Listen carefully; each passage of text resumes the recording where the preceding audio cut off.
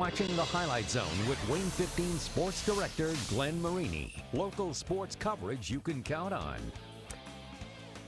All right, you got us. It's not quite officially Highlight Zone time just yet, but man, we've been waiting all summer long for some Summit City football action, so why not?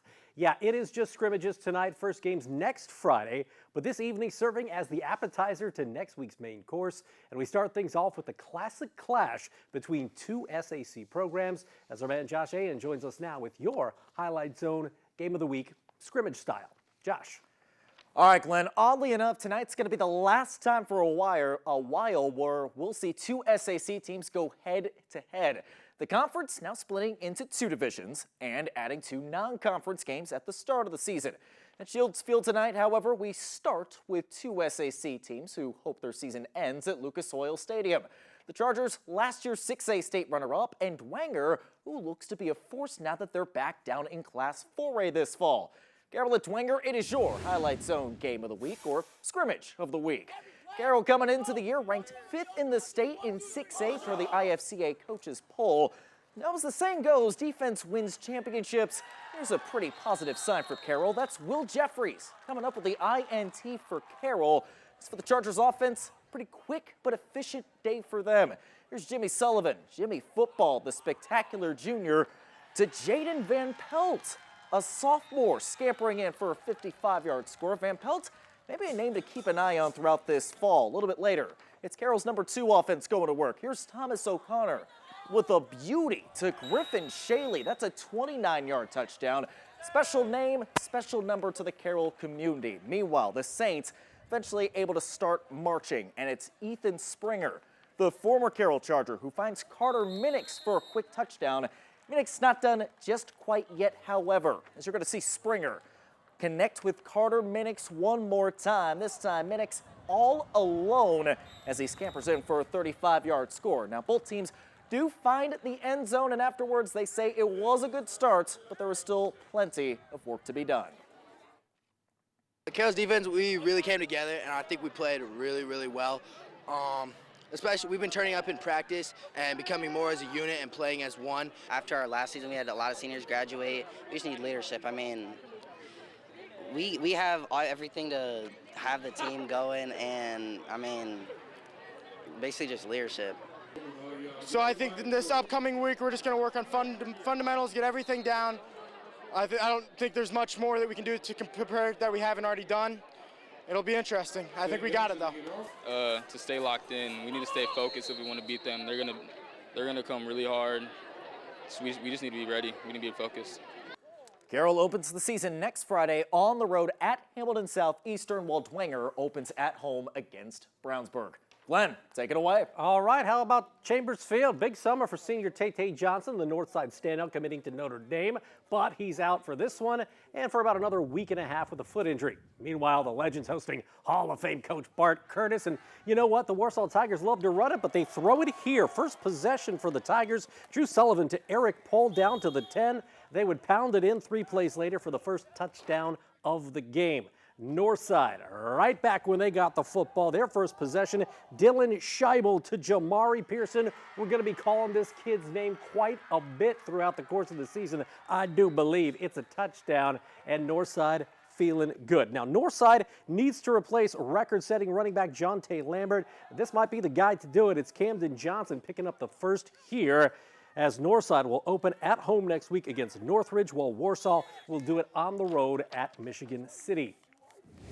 At Bowser Field, Snyder coming off a trip to semi-state last fall. The Panthers hosting a Homestead team looking for a bounce-back year. Snyder opening with some pretty good offense. DeMonte Rowland just rolling into pay dirt. That's a touchdown for Kurt Tippmann and the Panthers. And then it's the air attack. Karan Billingsley to Austin Ganaway, using the fingers right there. Great catch from Ganaway for a touchdown.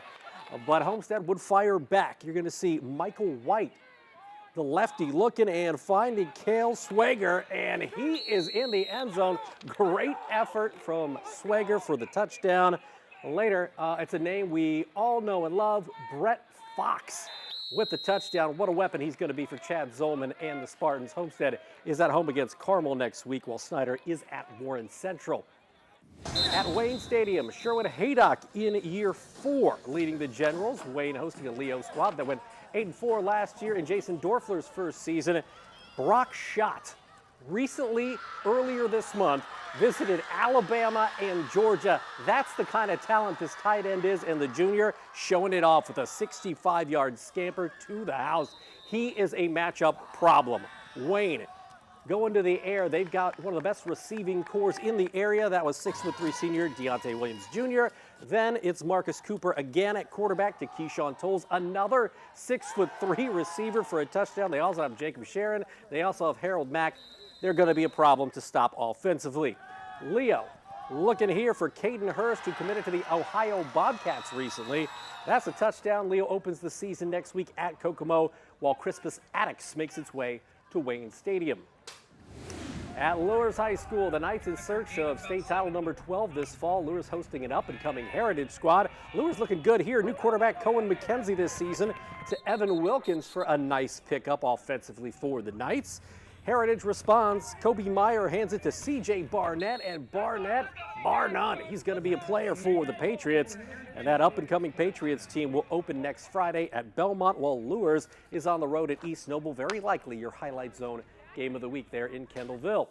Columbia City won the Northeast 8 last year. Brett Fox and the Eagles making the flight to Memorial Field up in Garrett. And the big train was rolling and rolling out. We pick it up with Calder Hefty. Got some good experience last year at the quarterback position. Watch him find Levi Cheney, and Cheney down the sideline and in for a touchdown. That's gem of the night material, you know, if we were giving it out on scrimmage night. Touchdown for the big train. But Columbia City in search of a new quarterback. Maybe they find one here. Zach Berry. Berry picking them off. How about Ian Stahl on the receiving end of this long touchdown strike? Columbia City will open next Friday at Busco, while Garrett travels to Adams Central. At Huntington North, a new era underway. Head coach Mike Eschbach now calling the shots for the Vikings. They were taking on Northrop, and Northrop offense going to the air here. Jermont Guilford II with a touchdown there for the Bruins, and Quentin Bowen's team was not done. Looking really good in the red zone here. Tyrese Menifee, good hands there to haul in the touchdown, but Mike Eschbach says, you know what, we're going from a wing tee to a spread, and I'm going to spread it out, and we'll throw in the football this year. Ian Wiley to Asher Chipchowski with a touchdown for the Vikings.